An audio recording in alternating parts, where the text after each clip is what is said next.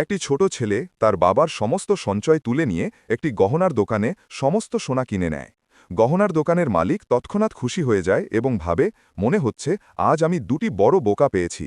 আসলে একটি অদ্ভুত রহস্যময় শক্তির কারণে সোনার দাম খুব সস্তা হয়ে গিয়েছিল এবং এখন কেউ তা কিনতে চাইছিল না।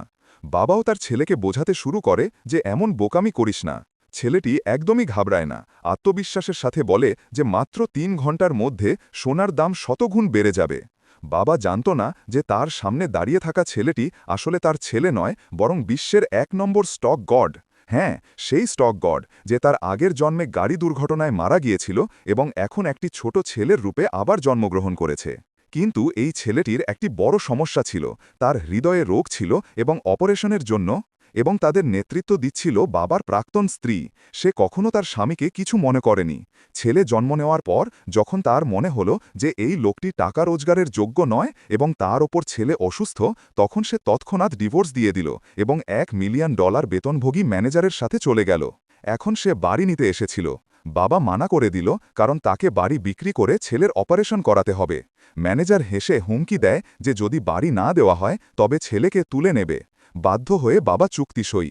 সে অপারেশনের জন্য টাকা জোগাড় করবে। এটা শুনে ছেলেটি আবেগপ্রবণ হয়ে পড়ে এবং ভাবে যে সে তার বাবাকে সাহায্য করবে।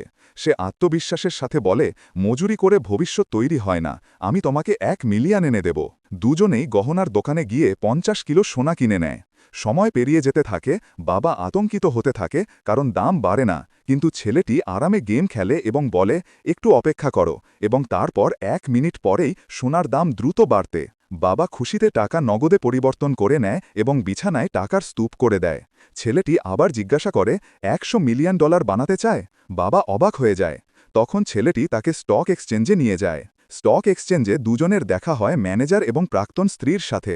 তারা দুজনেই তাদের নিয়ে মজা করে, কিন্তু বাবা ক্যাজুয়ালি তার $৫ মিলিয়ন নগদ দেখায় এবং বলে যে তারা স্টক কিনতে এসেছে। ম্যানেজার চমকে যায় এবং বলে যে এর কাছে টাকা থাকলেও। বাবা ঘাবড়ে যায়, কিন্তু ছেলেটি সুটকেস হাতে নিয়ে আত্মবিশ্বাসের সাথে বলে, শুধু আমাকে বিশ্বাস করো।